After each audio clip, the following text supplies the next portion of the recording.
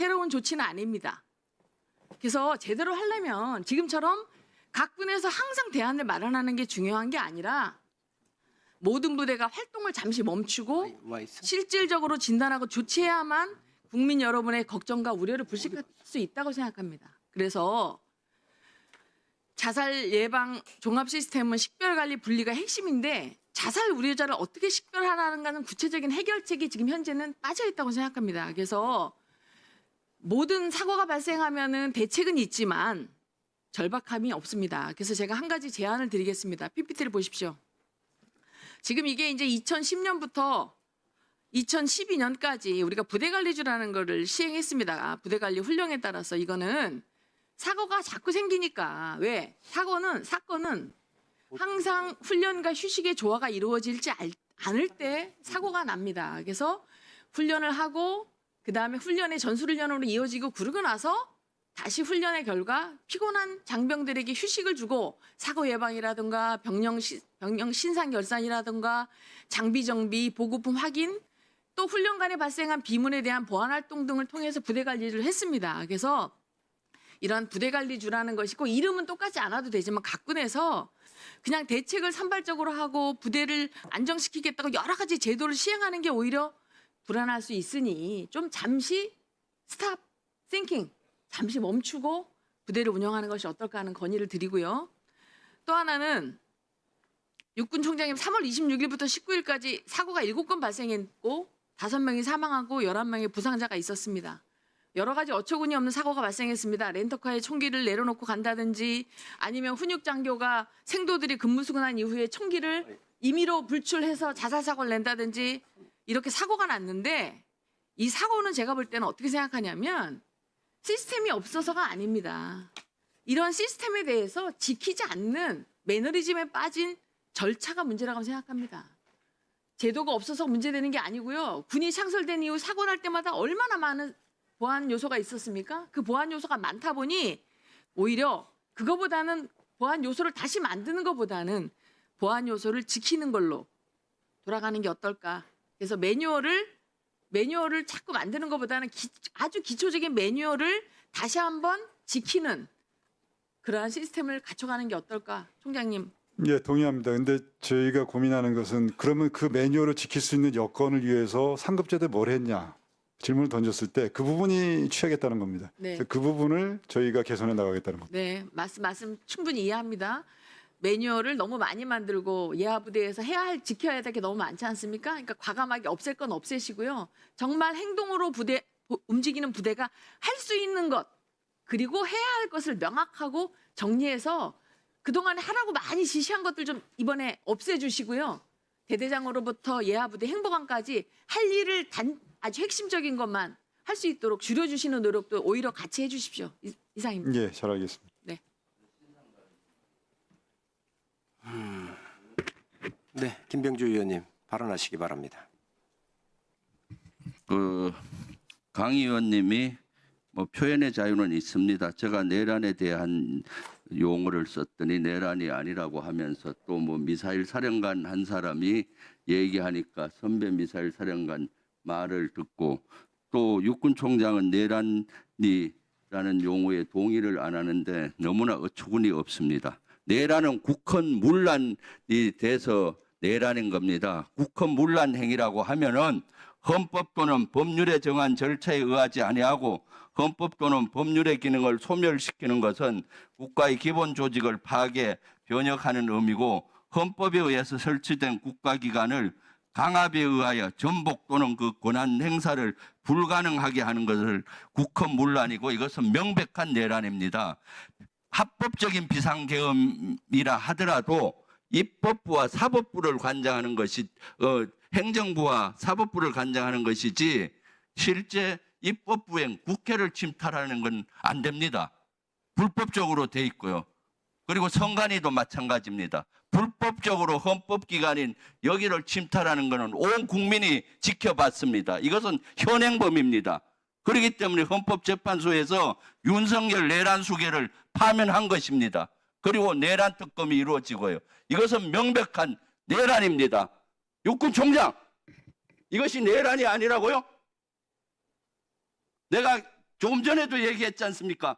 육군 총장의 첫 번째 임무는 육군에서 내란을 척결하고 다시는 이런 역사를 반복하지 않게 하는 건데 거기에 대한 개념이 없어요?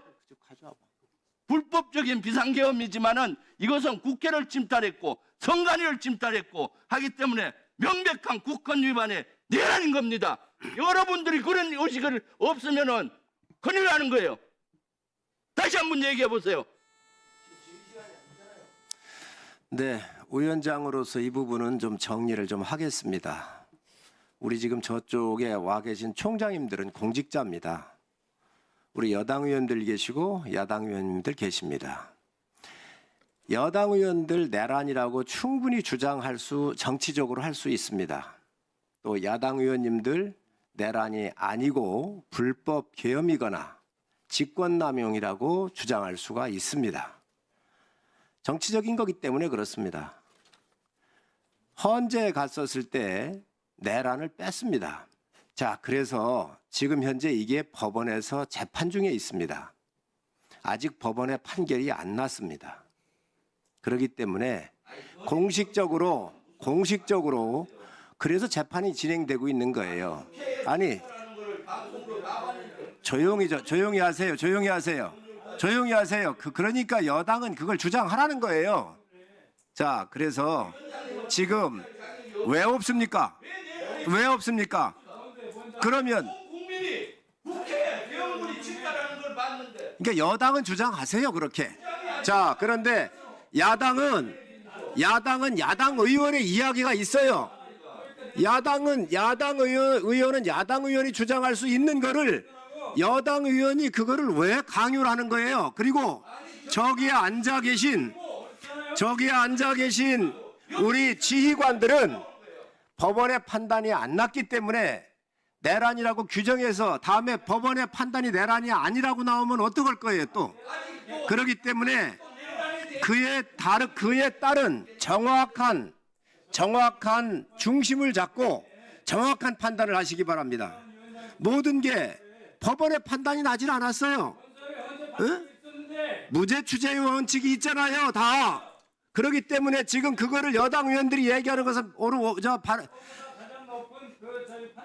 그러니까 여당 의원이 주장할 건 주장하라는 거예요. 그러나 저쪽에 앉아있는 공직자들한테 그걸 강요할 권리는 없는 거예요.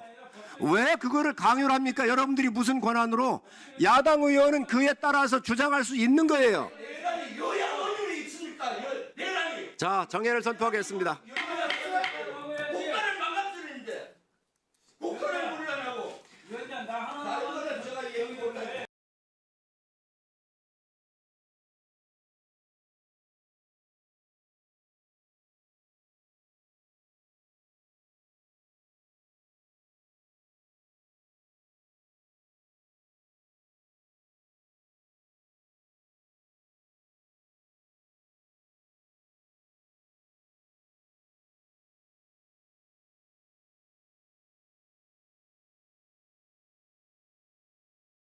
선포하겠습니다.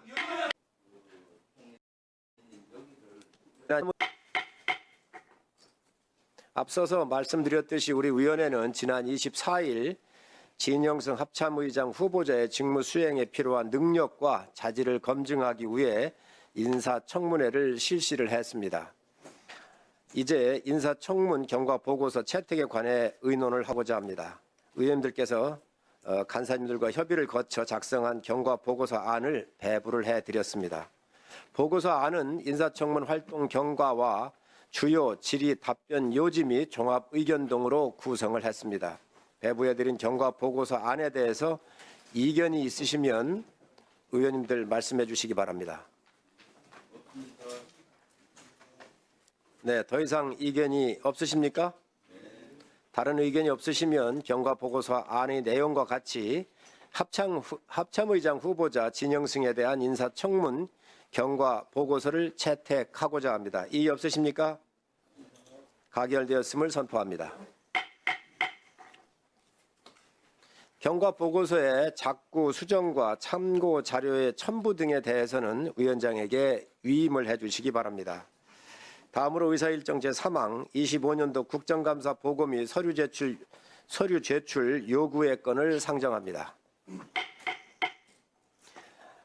동안건은 국정감사 계획에 따라서 감사 대상 기관으로 하여금 소관 업무에 대해서 보고할 것과 의원님들의 서류 제출 요구서에 따라 관련 자료의 제출을 요구하기 위한 것입니다.